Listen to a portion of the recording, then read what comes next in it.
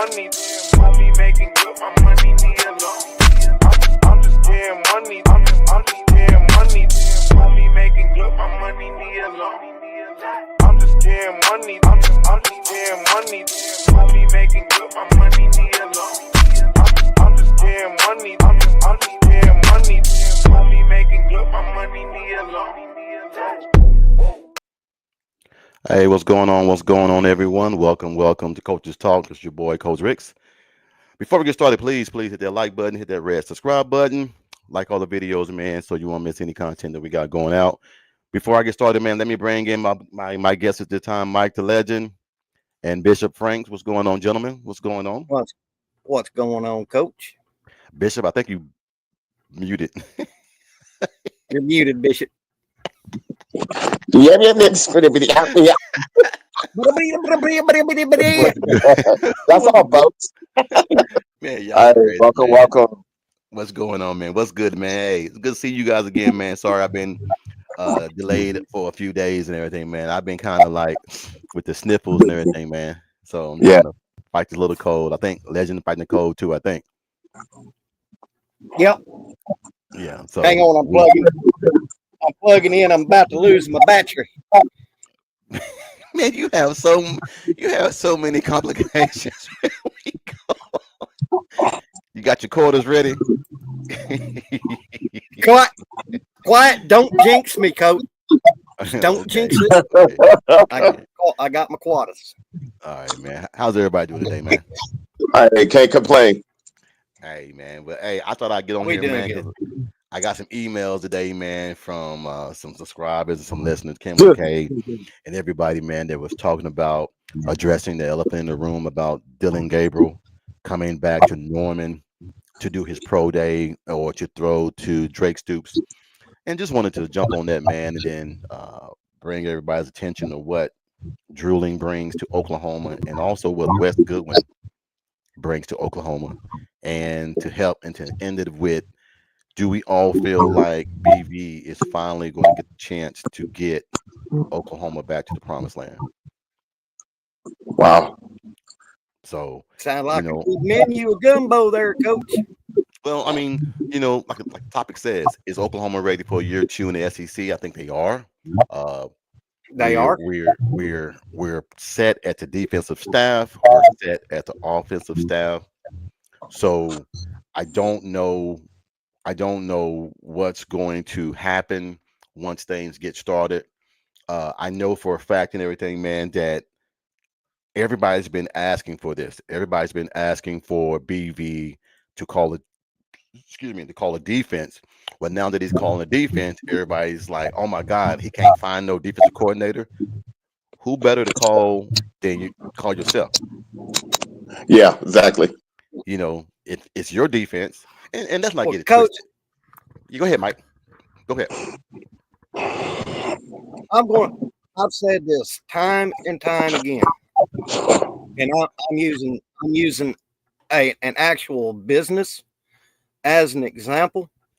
If I'm a store manager at Walmart, but I came up through the ranks as a sporting goods clerk, if my district manager comes up to me and says, hey, your sporting goods department is failing and your job is on the line, don't think for 1 minute that I won't have my hands all in that sporting goods department to save my job. And Brent Venables is doing the right thing. I mean, we got the number one defensive mind in all of college football. And I feel comfortable with him calling the plays because, we see Sark calling the plays at Texas. We see Lane Kiffin calling the plays at Ole Miss, even though they're the head coach. Even Lincoln Riley up in USC. Why is it so, and Kirby Smart at Georgia, defensive coordinator, but he's all in that defense. So what's wrong with BV doing the same thing? I don't think it's anything wrong. It's just, I think it's a certain tradition that we were just thinking that we needed to be. But actually, if we would have looked beyond the horizon, we already had our person already here. We just needed other people to come aside him so that he can be the head coach he needs to be. But ultimately, he was going to call the defense no matter who came in, and I think that's why that one coach decided to go elsewhere because he wanted autonomy. And why change something when you already got the kids understanding his BB's philosophy? So it makes total sense. Well, here's the thing. 100 Bishop. Oh, you fans, make your damn mind up. When you first Yeah. hired BV, oh my God, he's going to bring back that BV defense. Okay, he Yeah, started to do that. Started to do that. Now you want him to turn it over to somebody else. He tried that. It didn't work. Oh God. So now he tried to give it off to someone. Ted Roof, Ted Roof was just a band-aid until he can get the right guy here. right. Then once Ted Roof got let go, we went and found Zach Alley. Zach Alley was a disciple of Brent Venables, knew the codes, excuse me, knew the signs, knew what BV wanted. We were heading in the right direction. And what he do? He jumped ship. So if we can get some guys and everything, man, that want to be here, but at the same point in time, when you start doing good, you're always going to have people coming knocking at your door to want you to come and supply them with the same service you've been doing in Oklahoma. So I don't know if I know that if BV calls it, we're going to be back to where we need to be. But Yeah, I think with the coaches that we have on staff, on offense and defense, even if he does call it, we have coaches at every position. We got Brandon Hall that can be a head coach. We got Bates that can yeah, be a head coach. We got Chavis that can be a head coach. We got Zach. We have Wes Goodwin that could be one. Drooling was a head coach. I mean, and then you got everybody on the offensive side of the ball. So we don't really need for BV to be a CEO no more. We just need for him to yeah. focus on the defense. Yeah, I want to piggyback off that. I want the fans in the chat to understand. Just think about it. We got the dream team for as the defense, and that wasn't even the concern. Yeah, I like what Fatty 71 here says, man. He says when we're scoring 50 points a game, BV won't have to concentrate so much and can call the D. Look, when Levy was here, nobody can sit here and tell me that BV wasn't calling that damn defense because he was. He was. He had 100. somebody that he trusted. 100. Somebody he trusted, Levy. He went and got Levy. That was the hire he wanted. He went and got it. And look what happened. We went 10 and Mhm. 3. Yeah, So when we get somebody that can call the offense and he can have confidence in them to call it, he can focus yeah, more on the defense. But when you have Latrell, Seth Latrell, and Joe John calling only scoring 9 points, he yeah, has to lead the defense and go back to the offense and try to do everything, man. And that's a lot to put on a coach yeah, when, let's be honest, BV's not Lincoln, BV's not Levy, BV's right, not Right. Arbuckle. He right, is a great defensive minded coach, correct. Yep. but you need somebody that knows the basic concepts. How many times have me and you and Bishop and Jason and everybody else sit here and say, run the damn ball, play action, Yeah, go under yeah, center, throw the ball in the yeah, flat? We can call it, I can give you 15 damn plays and at least yeah, get you 20 points, yeah, hopefully. Yeah. And I'm a damn high yeah, school coach. So the basic concept, man, is that we need to get somebody in there that he trusts, which he got one now. He got his quarterback. He got his quarterbacks coach. So now you got the quarterback that you want, the OC you want, the quarterback coach. You got the O line coach that you trust in. You got the running back coach, and you got a tight end coach, and the wide receiver coach. Yes, you got. So you got everybody that you need to make this a successful year for Oklahoma. So I think OU's ready for this. Yep. yeah, yeah. Yeah. And I will add, just think about it. If BB's jobs is on the line, everybody else's jobs are on the line, except for the newly acquainted hires for the coaches. But everybody else that's already been established, just with BB, they got to be able to step their game up. So all of those that was in concerns, all of a sudden we're hearing some rave reviews that they're falling in line. You know what I'm saying? So Excuse me. maybe, just maybe, Arbuckle was the shot in the arm that we needed to make sure we run that tight ship on the offensive side. Yeah. Yep. Well, he went out and got the guy he wanted. I mean, I guess Yeah. hmm the interview process that he put through, I mean, all points pointed to he got blown away by Arbuckle. Yeah. So that's a great sign. That's a great. But then when you bring your quarterback that's been in your system year 3 now. That's a lot. Yeah. And That's a also that's you're bringing in the quarterback coach. yes. That's Correct. also in with them as well. So now Michael Hawkins, if he doesn't win the job, that quarterback coach can work with him and work with the second team, special team. No, not special team, the play squad. We always have that quarterback that tries to get the defense ready. He can Yeah. be the Jackson Arnold that we're preparing for. He can be the Nico that we're preparing for. The same way that Baker did when he was on the practice squad. Yeah. Michael Hawkins can do that and hmm get ready. So if John Mateer does move on or the next year goes to the NFL, Michael Hawkins is already ready to be implemented into that spot, Yes. and we won't fall Yes. off that much. But I like what Chicken said. He said it just goes to show BB has all the confidence in the offensive style, players, coaching, vision, and buy-in. Same, same as Levy and DG. Now, Yeah. hmm Dwayne says, Coach Riggs, do we have a lack of talent or coaching on the basketball, or is it just being the first year growing pains? I see a couple of games we should have won. Well, about the basketball, man, look, you can't go out there and beat Vanderbilt by 30, then turn around and get blowed out by Auburn, which I know Auburn Yeah. is the number 1 team in the nation. Yeah. And they are big. But I think it's getting accustomed to the size. Um, we're used to only 2 teams in the Big 12 that we had to worry about in the size. It was Baylor and Kansas.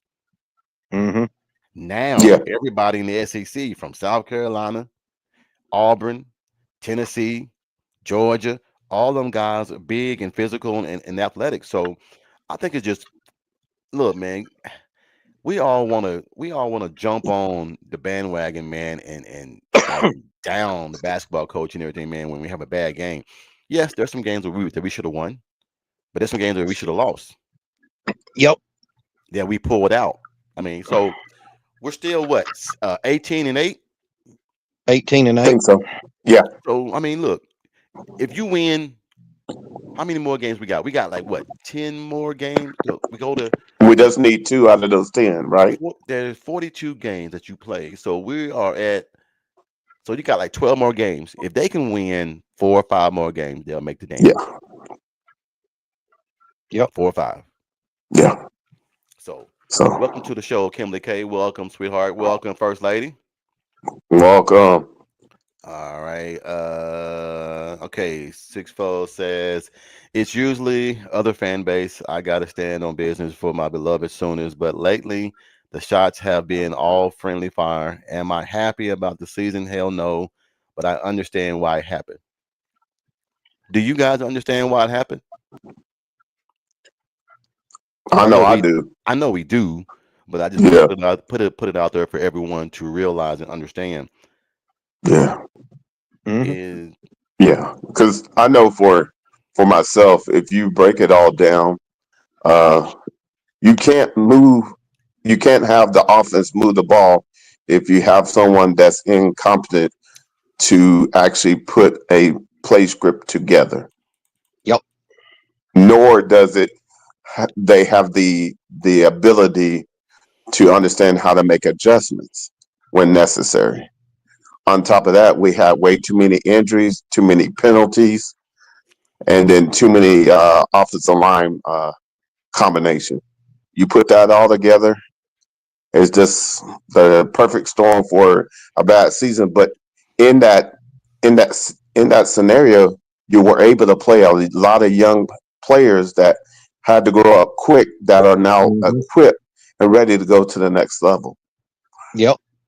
Well, we knew coming into the SEC that we were that competitive depth, and that the guys that were brought in last year, 2024 class, 2023 class, they would have to step up in a big way, because now being in the SEC and everything, you got to be at least three deep at every position, because that physical toll on your body, it takes a toll on you, man, when you start going up against these juggernauts every single day. You might have Yeah. Tennessee one day, the next day you might have Georgia, the next day you may have Alabama, next day you may have LSU. So there is no off week. But I was listening to a podcast today here in Charlotte, man. It was called Mhm. Best Damn Sports, and they were talking about Oklahoma, and Okay. they were talking about the last 2 years. They picked Oklahoma's record pretty much on the nose. They said after the first year, they didn't blame OU for the first year, because Lincoln Riley took so much, and they know that it was a rebuilding year. Okay. For that 6-6 record, they said that OU was go 10-2 or 10-3. They went 10-2 and everything, lost the bowl game. Then they said the following year they don't really know what it would be, because OU was losing so much. So my thing is, and then the next year they said Oklahoma, which is this year, they got Oklahoma down to 10-2 again. So I'm hoping that that is correct. So we'll see. We'll see. Let's Man, see. I I'm gonna let you guys we talk. I got DoorDash here. Let me get it right quick. Okay. I You good? You good? Go ahead, Mike. I've said this before. If Arbuckle is who we think he is, and we get this offense humming, I don't see no reason, without a shadow of a doubt, at minimum going 9-3. But 10-2 is very doable. Yeah. Yeah.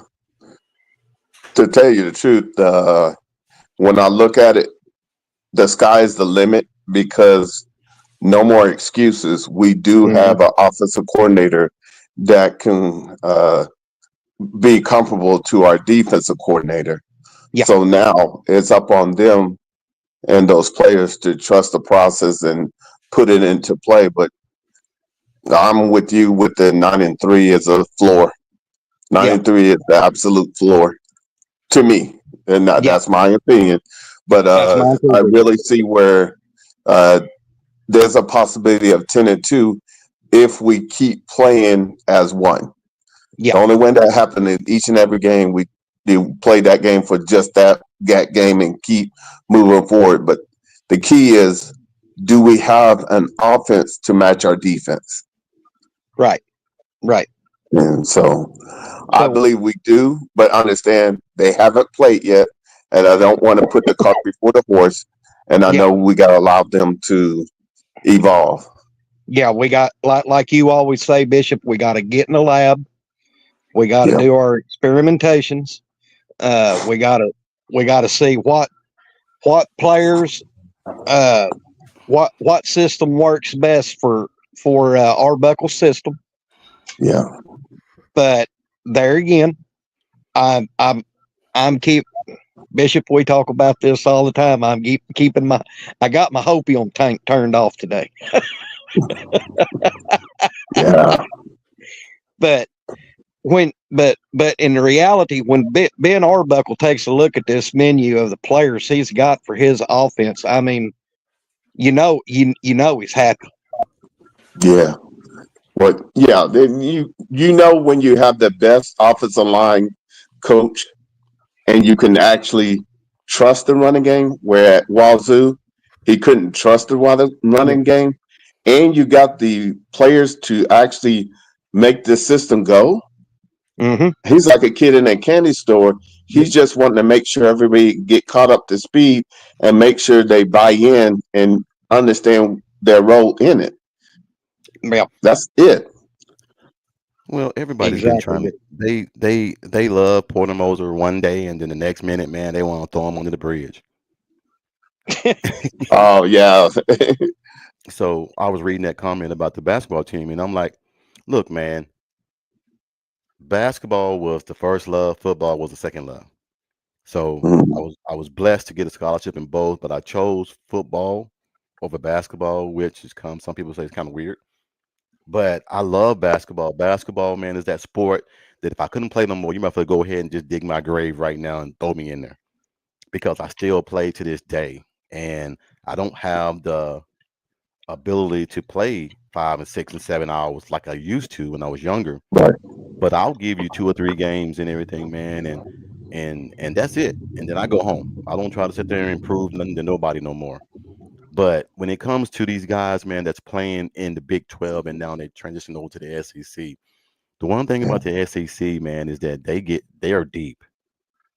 They're they're 12, 13 man roster. They're deep. They don't give scholarships to freshmen and let them sit on the bench and to get accustomed to college play. They play those guys.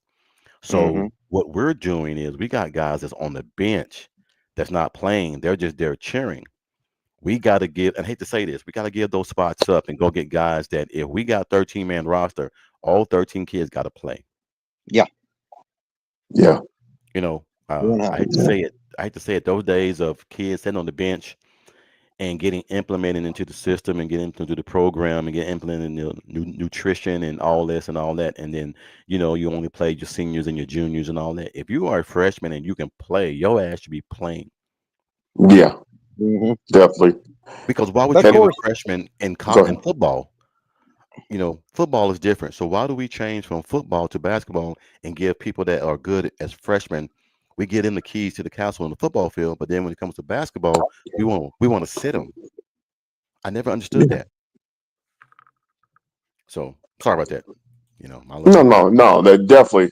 I think for the most part, if we look across the landscape of NCAA, the whole model that we were used to is obsolete, and that there are new ways to actually do it, and yeah, that you're correct. If you can get some utilization out of your freshmen, then do it. mm-hmm. And because right now in the basketball field, competitive depth is as important as there, so that you can keep everybody fresh and that you don't get people in the foul trouble. So Right. the key is making sure that in order to make this long run, when you get into March Madness, you got to have people that can come off the bench and give you solid time and play. Yep.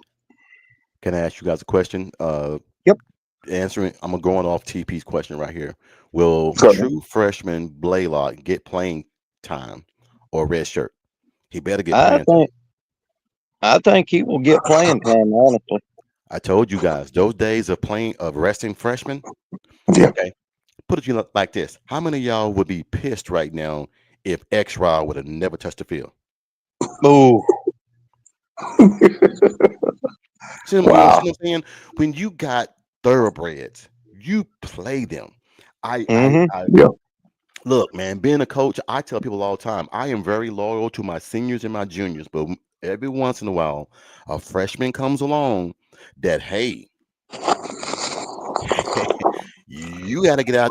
You got to put him somewhere Yeah. Definitely. so he can get implemented in. And I know the seniors and juniors didn't like it, but this is your last year.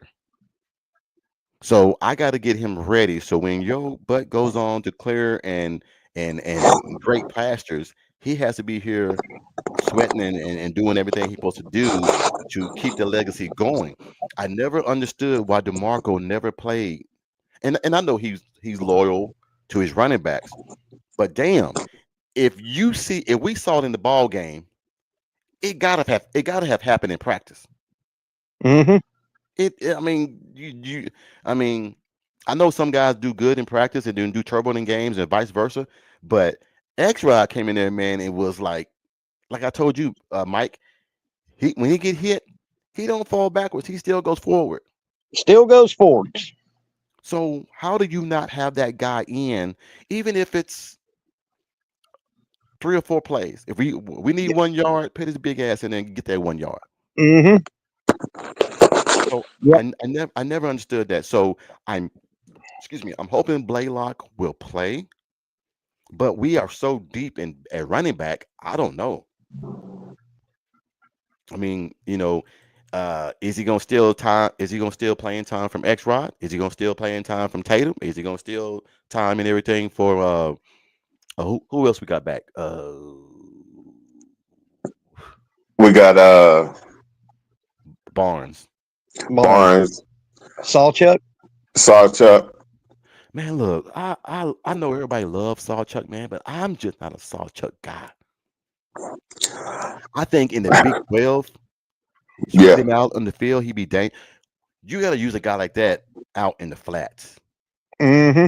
You can't yeah, have him running up in the in. I mean, and maybe I'm wrong for that, and maybe I'm being biased, but I'm to the point to where X Rod, Tatum, them the kind of guys you want to bang in between the guards and the tackles.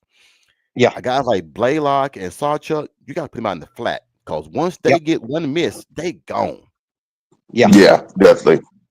You might as well just put a postcard on the back of his ass because you ain't catching him. He gone. Yeah. But I just don't understand why they do stuff like that. So, just Yeah. my little say so. Would you want to use somebody like like Sawchuck, like you're saying, in the flats, and also your go-to guy for bubble screens? Well, I know for a fact that if you have look, I know Deion Burks is going to be spectacular this year in this offense, but what makes him even better and more of a dangerous asset? Bring Tatum or Blaylock or somebody out of that damn backfield on a jet Ooh, sweep, Oh, yep, and yep. then get the defense thinking that, and then fake it and hit that inside slot on a slant. It's touchdown Facts, city. So facts. don't use your receivers on jet sweeps. Use your running backs.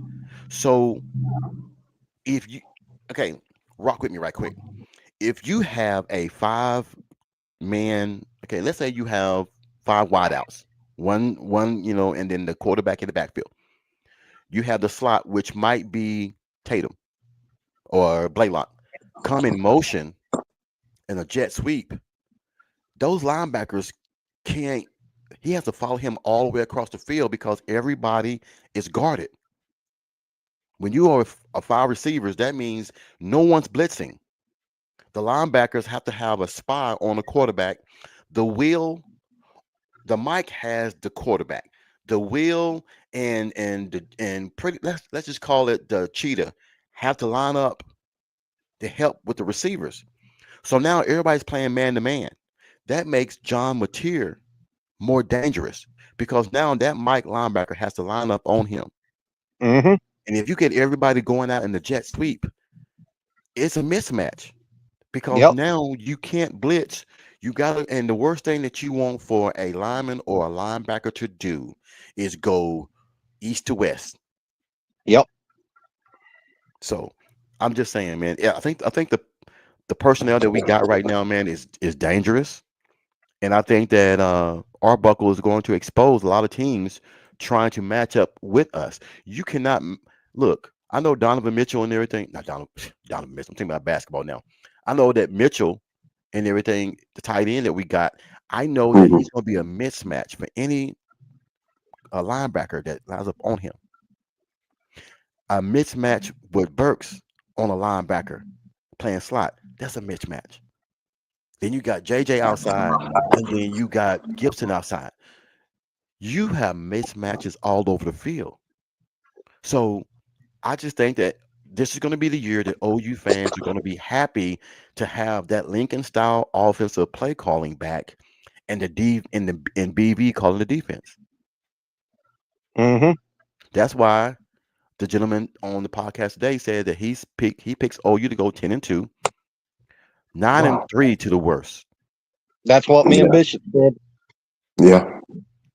So I don't know, man. So, Six Four says, so to the non-believers in the ranks, receipts will be kept. I'm saying it now. OU will be in the college football playoffs next season, and you won't be able to jump back on the train. We moving forward. Period. I think that that's what everybody feels, man. Because one thing we know about BV, he is going to make sure this defense is ready. Mm-hmm. It's not a young defense either. It's an experienced defense. And what has always happened when BB has had an experienced defense? You're Right. he's a pain in the butt for opposing offenses, Yeah. and I mean that in a good way. I mean, he is very, very hard to stop when he has senior leadership, veteran players, and he has that. I've always called BV, even when he was at OU, and then when he got to Clemson. One thing BV had once he got it going was he had a very well-oiled machine in his defense. Yep. Well, all I know one thing, they better get a get back guy ready for this year. Yeah, he'll Somebody- be in his bag. You better. Calling the yeah. plays again, he'll be in his bag. Yeah, they better have a get back coach. Can I Yeah. ask you guys a question? And even in the comments, who is, and this is not a disrespectful thing. I'm trying to prove a point about how strong the staff is. Who is the weakest link on the staff Whew. at their position? Not in anything else. At their position. I'd say Joe John Finley at tight end. You sure? Well, I mean, if I had to be, I don't know. I mean, because I haven't seen since Braden Willis left. I haven't seen a good quality in tight end play since then. Wouldn't it be the newcomers? Probably. Are you talking about like Dreiling and those guys? The quarterbacks coach? Mm, The reason why I say that is this. OU is so deep, even at the coaching staff. Everybody is brilliant at what they do. Now, we can sit here and say what we want to say about Joe John. We can sit here and say Joe John can't do this, Joe John can't do that. But Joe John can recruit tight ends. yeah, I'll give him that. I mean, I'm just can't wanting. use 'em. He just can't use them. I mean, how long we seen Caden Helms one time last year, and that was during Maine, and they threw him the ball and he caught it for a touchdown. I don't know why he hasn't been playing. Yeah, but let's just be honest. Last year they didn't have an offensive coordinator. Let's give him a fair shake this year because Arbuckle is here and everybody's job's on the line. So if he is weakest link, he better build it back up because this is a prove it year for everybody. Hey man, And Coach, I'll be honest with you. When you asked that question, what's up? I was reaching. No. The reason why I ask it is that people don't understand, man, is that the process when it comes to when you go to a new team, Yeah, you want to make sure, okay, they hired me because they saw what I did in my last location. So I got to bring that same energy, that same excitement, that same determination when I come here. Now, like we all said earlier, the quarterback's coach, which I can't say his name, so forgive me, man. I don't want to butcher his name. I tried one time. I messed it up. So and I got practice. Even drilling, they've never had the type of caliber of players that OU has at their disposal to go out there and do things with. So we keep saying, oh, he came from Utah State. Oh, he came from here. Oh, he came from Arkansas State. Hey, you give me 24 stars at a low-level place and see what I do. Yeah. Everybody don't have the look, man. When you have that OU insignia on your shirt, you can walk into any house and get their attention. It ain't the same when you got Utah State, on your hat and walk into somebody's living room. It don't really mean that much. But when you have that OU logo on your hat, you get their attention real fast and real quick in a hurry. Yeah. So the question here is like Mr. Dent said, we can beat everyone on the schedule. I really believe that. It all depends on how we show up, how we are emphasized into what we want to do, and if we can bring that dog in us out. And I think that dog in us will come out because it ain't Zach Alley calling the defense no more. It's Brent Venables now. So it's a Mm-hmm. whole new, Right, right. that's a whole new voice. And if I can just add, uh, I hope the chat understand.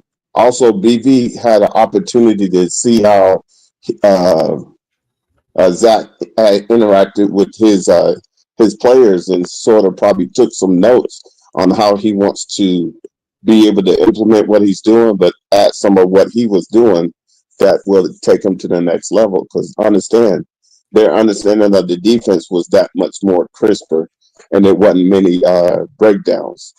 Mm-hmm.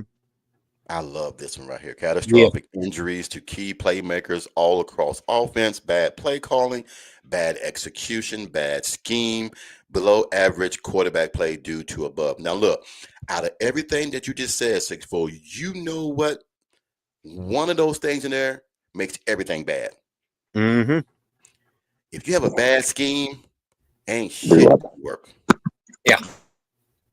Bad schemes bring on bad play calling, bad execution, below quarterback average. So that's why I say your scheme has to be at least average.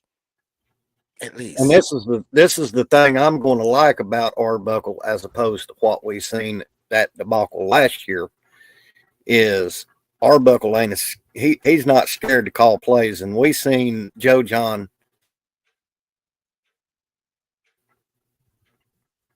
You still there, Mike? Yeah, yeah, I'm still Okay. here. Okay, you froze a little bit. So now say it again. We didn't hear you. Uh, what we seen last year with Seth and Joe John Yeah. being scared to call plays, Yeah. not Arbuckle. Oh, oh, And hey like man, trap, look. Go ahead. and Trap House Boomin said it the best last year during one of his videos about Joe John. Scared money is no money. You can't be an offensive coordinator and be scared to call plays. It just don't work that That's way. right. You won't have a job for long because when a defense can figure you out and you have no backup plan and no plan B, because I always have two playbooks and everything when I play a team. What I want to Mm-hmm. run, what I have to run. And if I know that you can't stop my running game, I do away with what I want to run and I go to what I need to run. If you can't stop it, I'm gonna keep running until you stop it. It does me And I no think good. Go ahead. what we're going to see, what me, you, and Bishop has said on this show and pounded our heads against our tables is we're going to see Arbuckle come in out of halftime and make adjustments. You have to, man. I think that's a lot of things that we get away from as fans is that we look at, oh man, we rolling now, man. Let's not change it up. No, you have to change it up.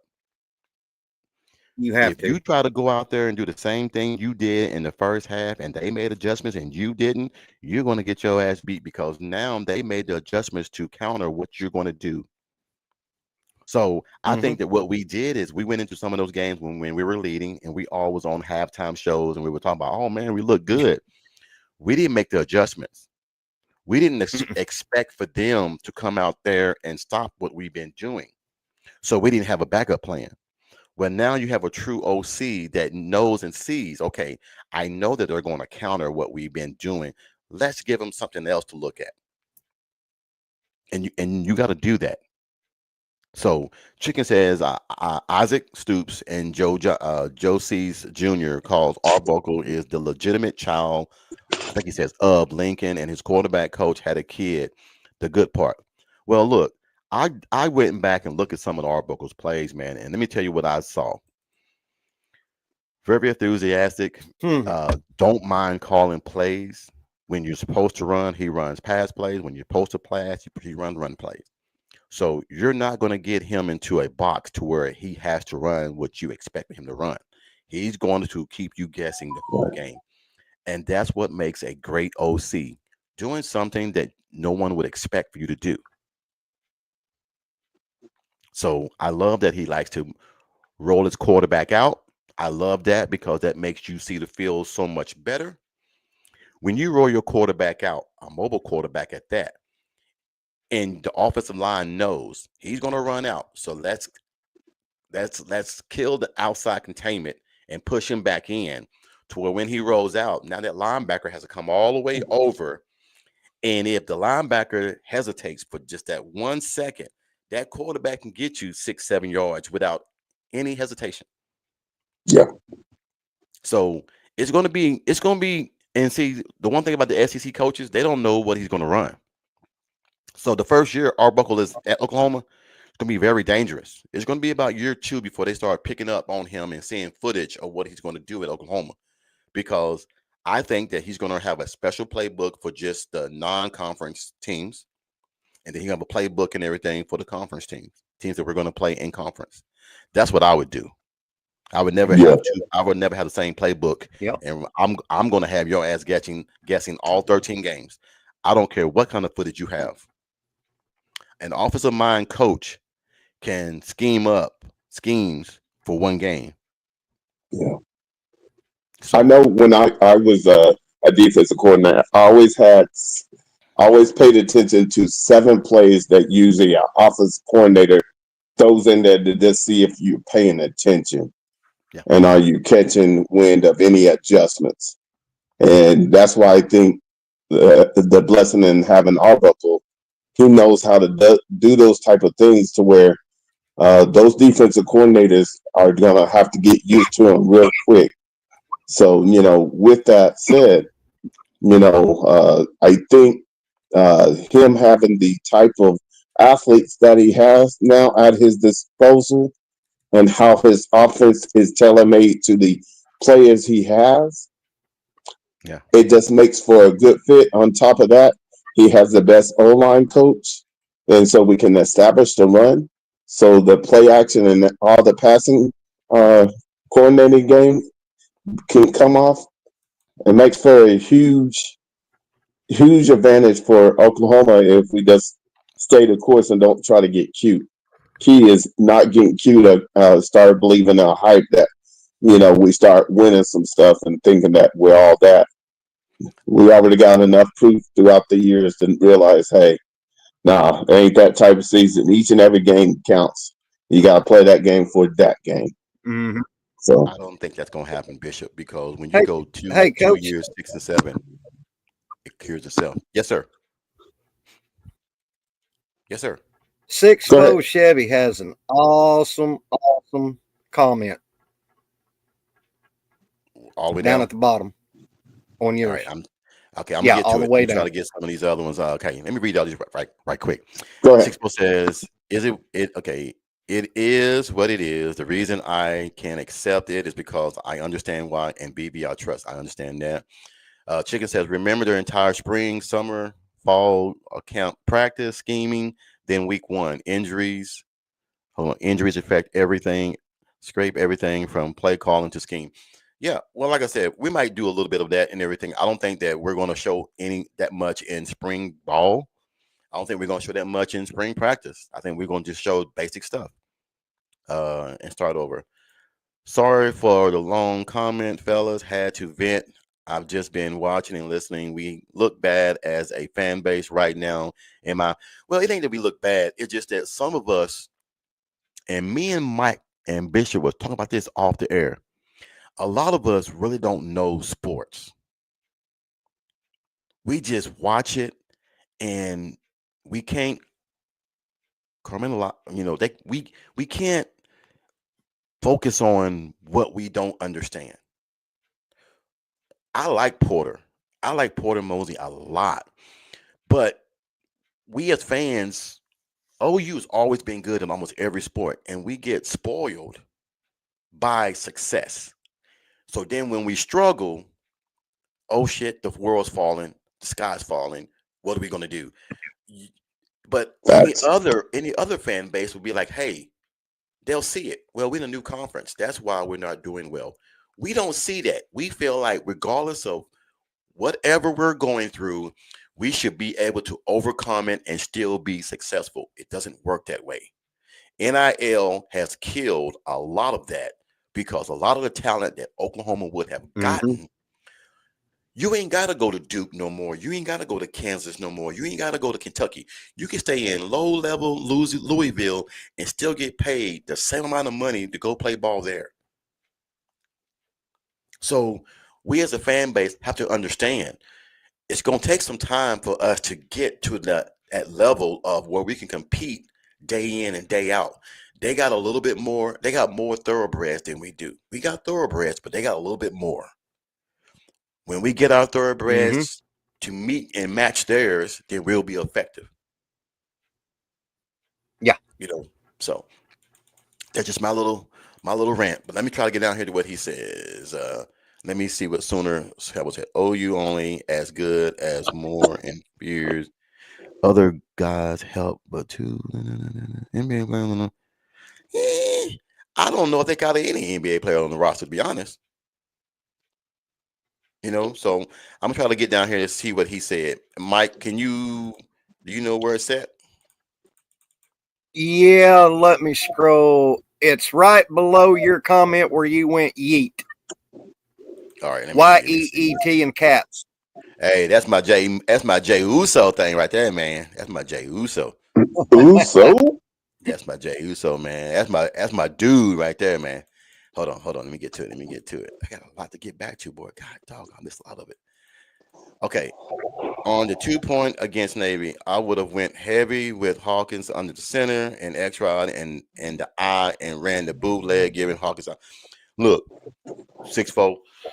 Whenever you are in a 12 personnel, this is one thing Bishop knows because he know what I'm gonna say. Any offensive coordinator would tell you when you are in a 12 personnel on the 3-yard line and you in an I formation, one thing you know for sure, everybody's going to blitz in the middle because they think everything is because you're going heavy. When you go heavy, there won't, and you fake bootleg, let's say you run 33 dive and do a fake bootleg and run around to the right-hand side. You could have two options. You have that tight end on the right-hand side do a zig and out, or you have that tight end on the left-hand side run a 5-yard cross. You got three options. Quarterback and run, quarterback and throw to the zig route, quarterback and throw to the cross.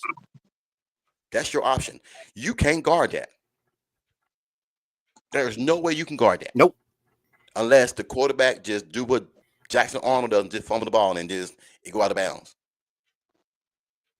But that's just who's a prime example of what you're talking. Who's that? Who was the prime example of what you're talking about, Coach? What? Joe Montana at San Francisco. West Coast. Exactly That's West Coast offense. That's West Coast offense. I love this one. How many times on that three? Oh. No, go ahead. How many times when Montana had Dwight Clark, not just the Dallas game, but any game for that, how many times down there on the 2, 3, maybe 4-yard line was Joe Montana going to Dwight Clark? A bunch. Well, how about this? We had a 6. And people can't sit there and tell me that it won't work in today's football. West Coast football still works. Look, guys, as an offensive coordinator and defensive coordinator, Bishop defense, me and offense. Sometimes we outthink ourselves. We get in our own little bag and we think, oh, we can run this. Oh, let's do this, and we get so excited about something. Yeah. Stick to the basics. That's what I just said. Absolutely. Stick to the basics. Look, I'm not saying that we're not, but teams like Utah State, UNLV, they got to run trick plays. Teams like Oklahoma, Georgia, Tennessee, Alabama, you ain't got to run trick plays. You can run 42 dive, 32 dive, and them big horses and them guys in the trenches are going to move that pile. But when you are not ready to compete at a certain level. And I just Hmm. think we were talking about this off the air.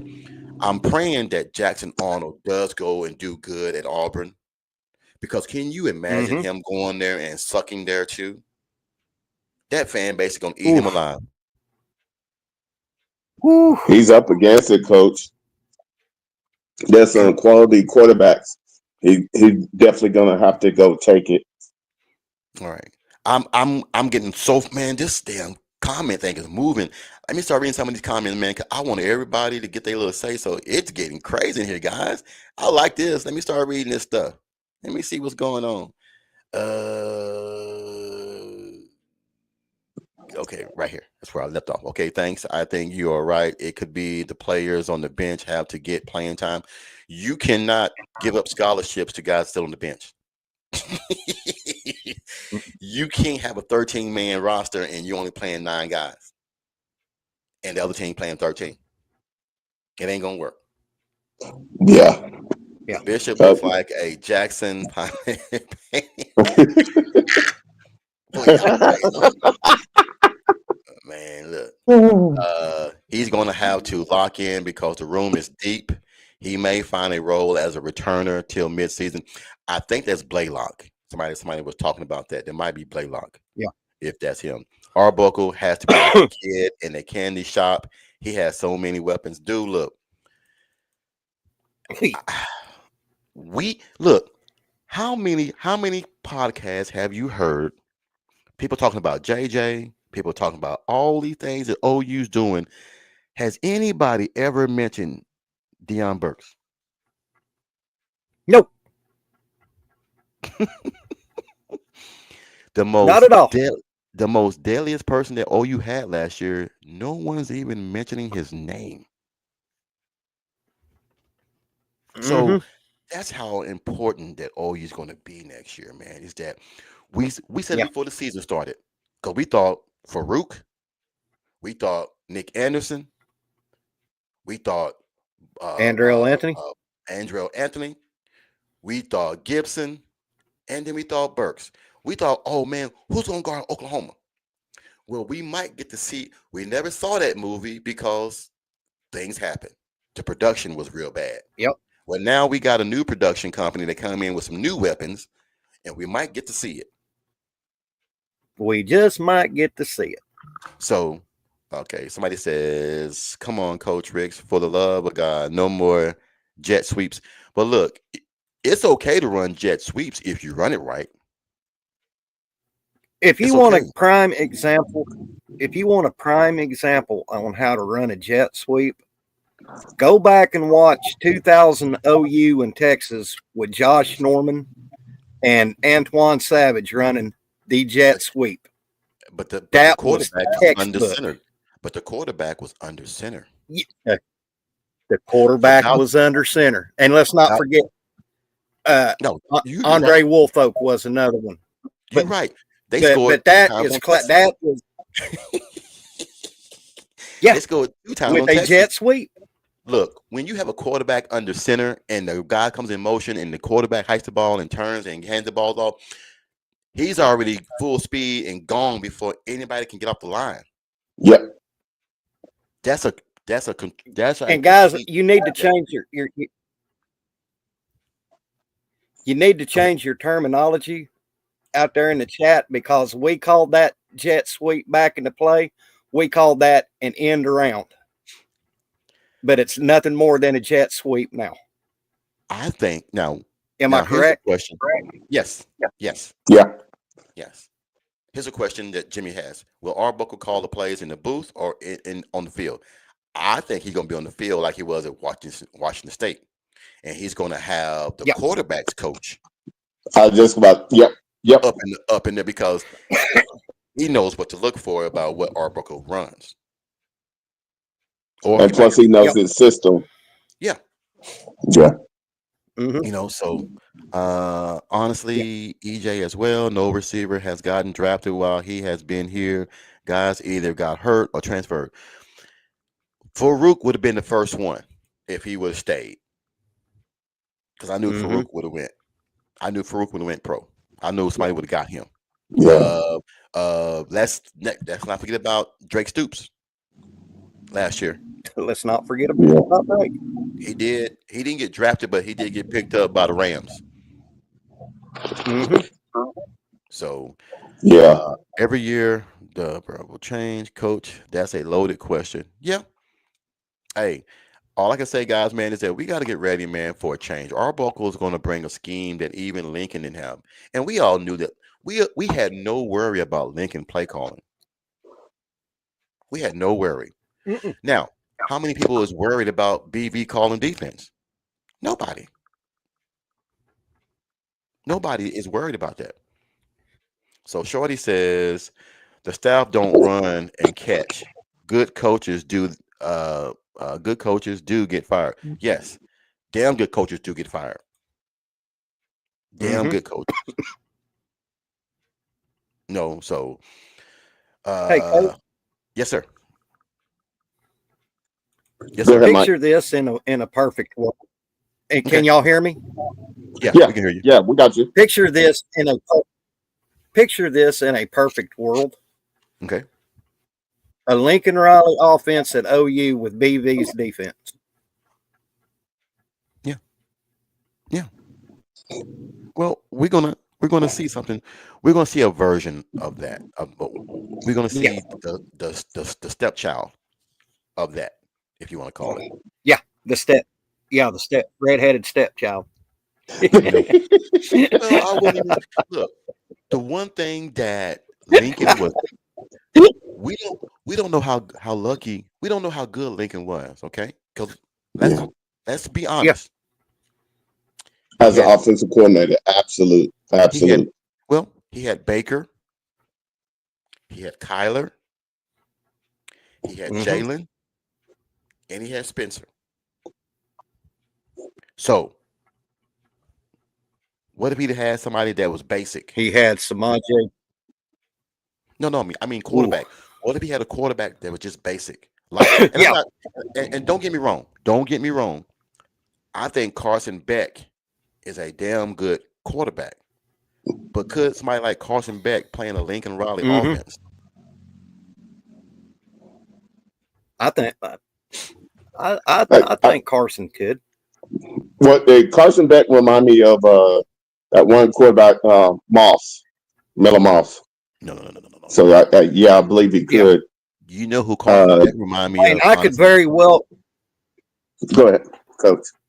Oh, He go reminds ahead, you two. he reminds me of an Eli Manning. I was just gonna say, Mhm. yeah. Don't not it ain't Could flashy. you Just get the ball to where it got to go, and demands respect in the huddle. That's all he does. could you I'm sorry, Mike. imagine Go ahead. Carson Beck with CD? Could you imagine Carson Beck with CD Lamb and Hollywood Brown? But Don't but this is what I'm trying to say, guys. This is forget what them. How about with Mateer and what we got now? With Mateer. Woo. Yeah. that's what I'm No, y'all. I mean, we was going through a Carson Beck scenario. Yeah, I mean, yeah. if he could play, No. But I'm just saying, that's what I'm man, saying. they That's what I'm they were saying. difference makers. What I'm trying to say is that yeah, those type of yeah. I gentlemen. Go ahead, Mike. Woof. No, I was great. just giving a what if. I was just giving a what Yeah. if scenario. You Oh know, no, you were nailed. just You nailed it. But I don't want to give them. They got all the arsenal they need. We need the arsenal over yeah. here. Well, the reason look. Hey, I'm being selfish right now. This is why I say OU's going to be dangerous because And this, Lincoln yeah, had weapons all over the field. Okay, Yeah. he had weapons all over the field, but one thing he didn't have is a defense. Yeah. Oklahoma got Yeah. weapons all over the field, but they got a defense. So this is why I say this is going to be the most exciting year because all those years that Lincoln was here and we was going to the CFP and we was making it to the playoffs, we didn't even sniff top 70 in defense. It was always Right. worse. The year we played Yeah. Georgia, they were 100 and Oh what? my God. 103, 104. Yeah. Something And we like were that. and we were going Yeah. off pure offense, and we gave Georgia hell. Exactly. Mm. So can you Mm. imagine having a BV defense with that offense? Shoot. Natty. Man. Natty. That's why I want to bring up something right quick before I start reading the rest of these Go ahead, comments. Coach. I want to bring something up to show everybody. Let me get it ready. Let me get it ready. Let me get it ready. All right. Let me go back here. Share screen. This. Share. All right. Let's get here.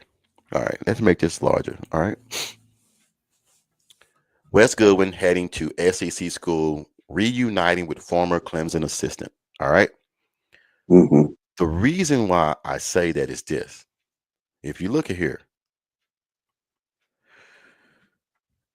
in the rush, hold on, let me see if y'all can see this. Down at the bottom. In the rushing yards allowed per game. Okay, after the Tigers' 2024 campaign ended with a loss at Texas in the college football playoff first round, Clemson slipped to 28th. Listen to me now, 28th in defensive rating metrics after finishing third last year and 10th the season before.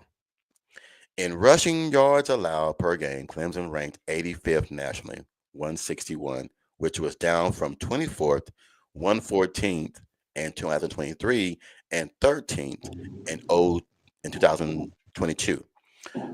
I give you guys that for this reason right here. Whenever he's with BV, that was all on Dabo. Dabo did not give him the weapons that he needed to Mm-hmm. be successful Yeah. because Dabo was in his own little bag. I'm not getting any guys out of the portal. We're going to build Yeah. from freshmen on up. We're going to go and we're going to just build those guys and build those guys, and it got him fired. Yeah. You don't think that he's re-energized now that he knows he with BV and he knows what BV is going to bring to the school, and that BV Yeah. don't mind going into the Mm-hmm. portal and what Bates want and what Chavis want. Dude, look, I'm telling y'all, this is going to be a nasty ass season for Oklahoma. And It is. I just want to paint it. I want to add to your picture. Just think about it. Him not getting any portal kids. That means they had to develop. Now think of it using as an example.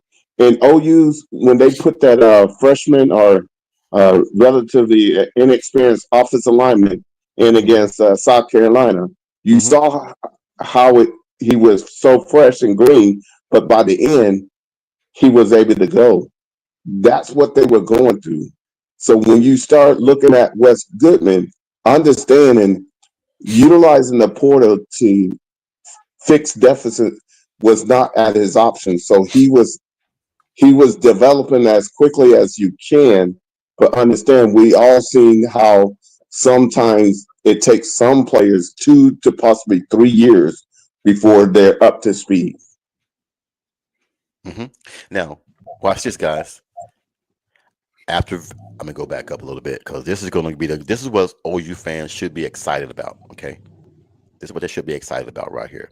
This is what I want to point about what Wes Goodwin brings to Oklahoma.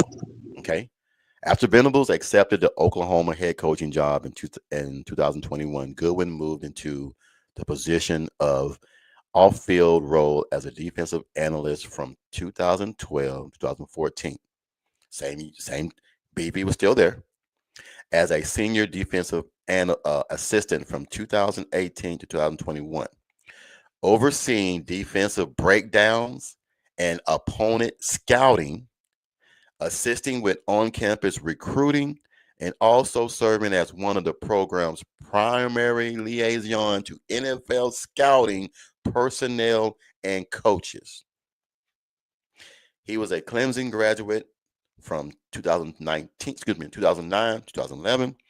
Between his stint at Clemson, Goodwin spent 3 years with the NFL Arizona Cardinals, serving as an assistant to head coach Bruce Arians from 2015 to 17. From 2018 on, Clemson finished no lower than 15th in total defense, with Goodwin as part of Venable's staff, and 8th or higher in 3 of the other seasons. I read that to say this: OU has a coach now as an analyst who has been in the NFL, who is a liaison for the NFL. He does scouting, he does recruiting. He was the number one recruit in the ACC 4 years straight. So you mean tell me that he's not going to come on the East Coast and still keep that pipeline open for Oklahoma? Oh, he'll still keep it open. I just think fans need to get ready, man. This is going to be an exciting season for Oklahoma fans that we haven't seen in a long time. I'm not going to lie to you. Mm-hmm. Rhyme, you stupid. We have Coach Ricks has that smooth voice of a telemarketer that you want to leave your hands. Stupid. Oh God. Go ahead, Mike. I'm sorry, man. Go ahead. I don't know what I was going to say. Oh, I know what I was going to say. I'm sorry. In case everybody's wondering about Dreiling, I mean, I know his numbers where he went to the defensive numbers and production isn't there. But Yes. there again, if you look at what he had at the schools he was at compared to what he has now, that should tell you everything you need to know. Yeah. Do I make a point, Coach? Yes. I'm trying to get to what somebody said something. Legend, imagine. He said, "Legend, imagine a Kevin Wilson offense with a BV defense." We already had seen that. it. We seen that. We had it. But I think Kevin people Wilson and BV didn't get along. Yeah.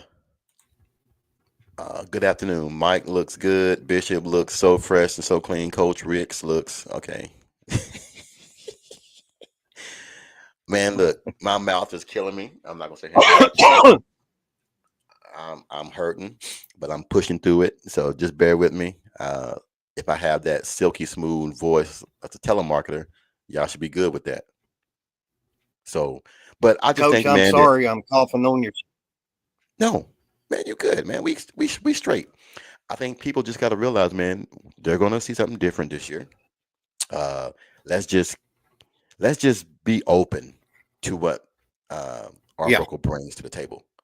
I think that having a quarterback that has played in the system, that knows all the angles, the perception of what things, how they have to be, where they need to be at, the angles, the positioning. If I say 13-yard curl, the ball's coming when you hit 11. So when you turn, the ball's already there. I think a lot of guys, man, just have to understand this is going to be a different team than what we're used to seeing. So I think that all the fruits and labor of BV putting this back to where it needs to be, I think that we're going to have a good season. Yeah, I agree with you, Coach. Yeah. No doubt about it. Hey, Chicken, all the shirts, man, are on back order. I don't know what's going on. I got to find someone else, but the only one that's gotten their shirt so far is Miss Kimberly K. So soon as they send me an email about the back order is up and going, I will be sure and get all those out, because Garrett got 2 coming. Mike got 1 coming. I got 1 coming. Jason got 1 coming. Bishop got 1 coming. So I got a lot of people that got some coming. But when they get ready, I will definitely get them out to you guys. Rhyme and Lemon. It amazes me that people are out talking about BV and game management. Year 2 of Levy with his quarterback showed what we're in for. We just have a D that knows BV's system much better. This defense knows BV defense very well, but even the guys that he brought in knows his defense very well. I'm gonna keep saying it because I rave about him. I used to see this guy coach a lot. I go out there and watch him at Clemson. We are very lucky to get Wes, and you guys are Hmm. going to see how very lucky we are. I'm just telling you guys, man. There is a plethora of talent here on the East Coast, in Virginia, in West Virginia, in Charlotte, and there's a school right down the street, Mallard Creek. That's where Hollywood came from, and he's at NC Hmm. State. So there's a lot of talent here on the East Coast, man. South Carolina, man. Columbia, there's a plethora of talent, man, in Columbia. Greenville, Greensboro. I'm just throwing out names. We forget that the quarterback that was at Oklahoma State, who is now at the I don't know if he's still at the Pittsburgh Steelers. He was out of Rock Hill. You talking Just about 40 Mason Rudolph? Mason Rudolph, 40 minutes from where I live right now. So, Yep. but I tell you, there's a lot of talent out here, and Wes can get any kid he wants.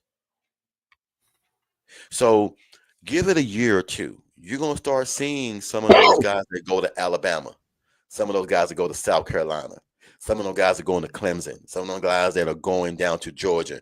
We're gonna start getting those guys because of Wes, Chavis, and Bates. Yep. They know this city and these places very well. So I Yep. just want to say, just be careful, man. What we're going to get there.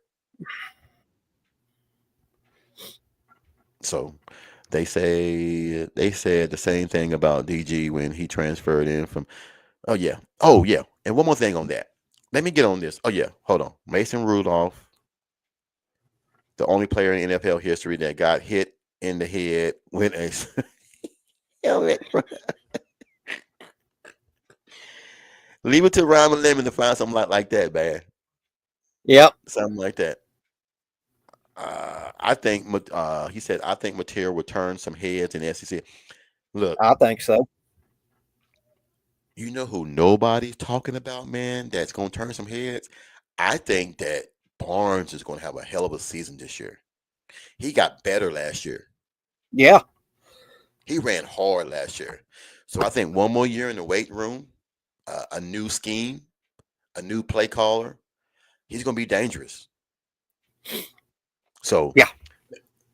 Yeah. but anyway, man, I just felt like, man, we need to get on here, man, and give some love, man. And like I said, the last thing I Oh want to yeah. talk about before I leave here, what does Nate Drilling bring to OU?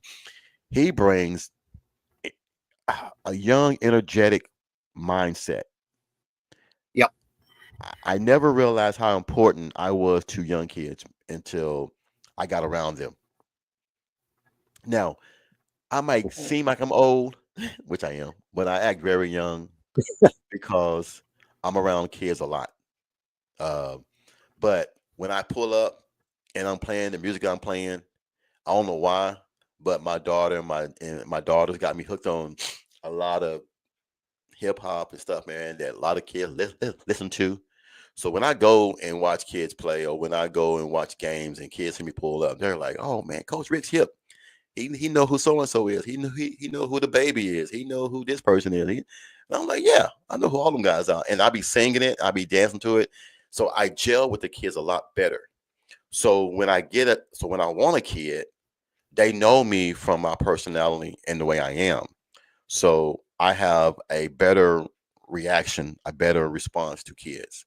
So they like me more. They want to hang around me more. So I'm a big old kid, man, that loves to teach kids proper techniques.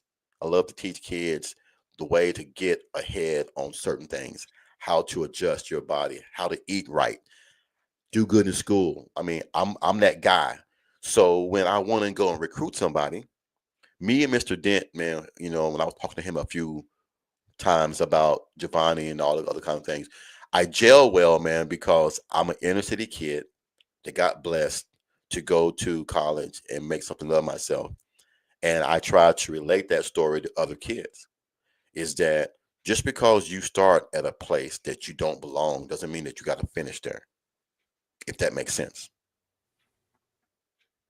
So Coach, I'm not laughing at you. When you brought up the inner city, you know what come to my mind? what's that? That that episode of Key and Peele where Key is the substitute, Jake Man, Wallen, look, A. Ron, and D man, look. Nice. You know what, man. I saw. I know this is off subject, and I know y'all like, man, y'all, they just rambling now. Uh, I was listening to this comedian, man, a few nights ago, man, and they were talking about one of the most terrifying and craziest times in our American history. He was talking about the January 6th thing. Uh, Mhm. he was like, you know what, man? He said, I'd love to have been a cop that day. He said, I'd have been like, pop, pop, pop, pop, pop, pop, pop, pop. Ooh, my gun jammed. Pop, pop, pop, pop. He said, I would have shot everybody. He said, I would have shot anything that moved that day. And he was like, well, why would you done that? He said, I'm a black man amongst a bunch of he said, I'm a black man amongst a bunch of white people. He said, so many of them. And I just started laughing. And I said to say this, man, we have to be able to laugh and say things that people might not understand, but it's so true. When it comes to Yeah, Oklahoma, Coach, yeah, go ahead. I grew up watching Sanford and Son, the Jeffersons, uh, listening to Richard Pryor. You know, I think it's all funny. That's just me. That's why when you said you lived in the inner city and I thought of that Key and Peele. Have you ever seen that skit? Mm-hmm. Yeah. I laugh every time I see it. Jimmy says facts, Coach Ricks. Um, man, I mean, look, I loved all those shows, but you know who my favorite character was when I was growing up? No lie, Who's that? no lie. Who's that? I love Archie Bunker, man. Oh my God. I That love because he portrayed, and I loved him and George Jefferson. They used to go back and forth. yes. You know, Oh my. you know, I never, and this is being honest. I'm being honest with you. I Yeah. told him, I asked my granddad, Dad, what's a honky? He was like, 'cause George used to always call Archie. He was like, well, son, he said, well, grandson, you don't say that. That's disrespectful to Caucasian. I said, what's Caucasian? You know, I was like 8, 9 years old. I didn't know anything, man, because my mother and my dad never taught me anything about to be disrespectful to anybody. Everything was Right. always yes, sir, yes, ma'am, Mm-hmm. no, sir, no, ma'am. And I always been taught that. So when I was growing up, my dad always told me, once you leave this house, you are a reflection of me and your mother. So My mom and daddy told me the same thing. you act accordingly. It's yes, sir, no, ma'am. Yes, ma'am, no, sir. If I hear anything other than there was no what or huh. Mm-hmm. You know, No. oh, chicken. That's me and that's what me and Mike got called. Me and Mike got called who was that one day that called me and Eugene Wilder and Richard Pryor? One of your one guy that sent an email to you. Yeah. To Somebody sent me, an email. there was no funnier comedy team than Gene.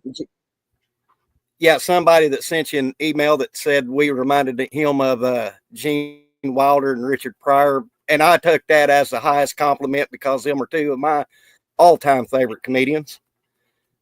Yeah. Chicken, what are you talking about? What are you talking about? He's talking about Blazing Oh, oh, Saddles. oh, never mind. I remember now. I had to think back. What is he talking about? Richard Pryor played 3 roles in Which Way Is Up, the funniest movie. No, man, look, if y'all want to get technical, the funniest movie I've ever seen and everything, man, honestly, has to be Harlem Nights. It had everybody in it. Oh my God! Oh my It, God! When it had Della everybody in Reese it. beats the shit out of Eddie Murphy. Oh, now you want to shoot me in my pinky toe.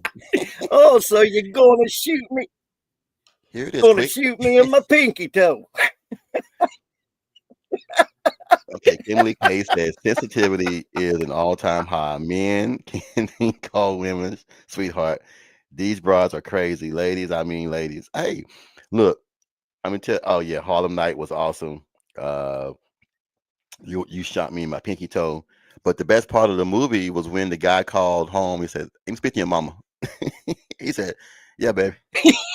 I'm never coming home again. All right, bye." After getting a hold of sunshine. But Oh, no, man. I mean, but this is what I love, man. I love getting on the podcast, man, and just having fun. We can talk sports, but then we switch it up, man. Talk about life, talk about yeah. what makes people laugh, and Oh, and yeah. it's just this is what a podcast is supposed to be about. Everybody having a good Yeah. time. Everybody's sharing what they've Yeah. went through in life. Everybody's sharing what they've grown up to. What my favorite show was always the Dukes of Hazzard. You know, I grew up with the Dukes Yeah. of Hazzard. I grew up on Sanford and Son. I grew up on Three's Company. Yeah. I grew up on the Golden Girls. I'm Yeah. not gonna sit here and lie to you. Golden Girls was one of my favorite shows growing up because my grandma would Oh, watch that it. old lady. The old lady in there, she was the youngest out of all of them. The Really, one that played B. Arthur's mama.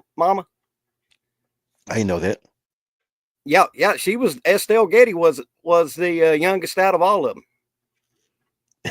Chicken said, "Shit, I just shot my juice out my nose." What? What You know happened? what? What did we say? When I go back and listen to all the Richard Pryor stuff I grew up listening to, do you know what in a stand up? Do you know what my favorite part of his stand up is? Well, It's when he does that Mudbone skit. yeah. Tyrese TP said, Sunshine put it on his ass." Yeah. Oh, Richie. And then dude started crying. I like, what the hell? And then Boy, when what? Arsenio Hall was shooting that gun. Hey, Yeah. stop shooting. Shooting that shit.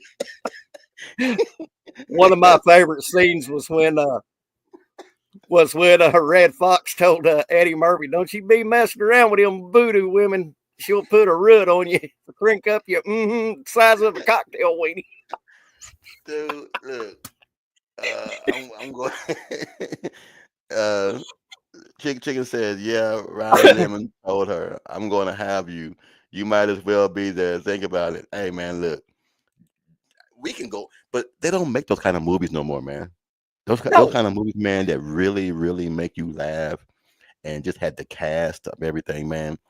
Because Blazing Saddle to me was one of the first movies I've seen that was a comedic western. That was so funny, you know. And then what was another one? There was what And was that's back, that's yeah, back in the day.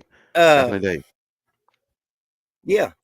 Yeah, don't move or the sheriff gets it. Yeah, I'm hearing it. I'm hearing it. Don't move or the sheriff gets it. Dude, y'all are making me think about this shit now, man. Dude, also when Monko Light Candy.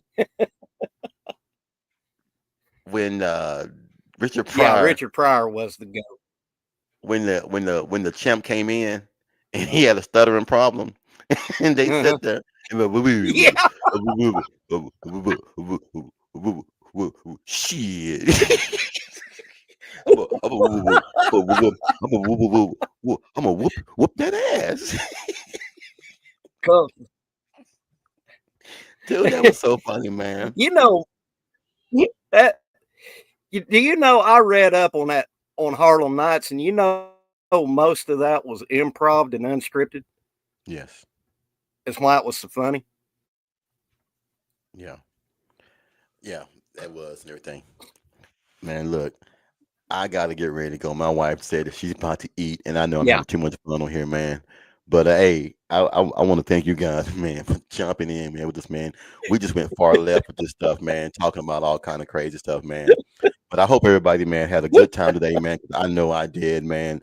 But we got some of the OU I stuff did out too. the way.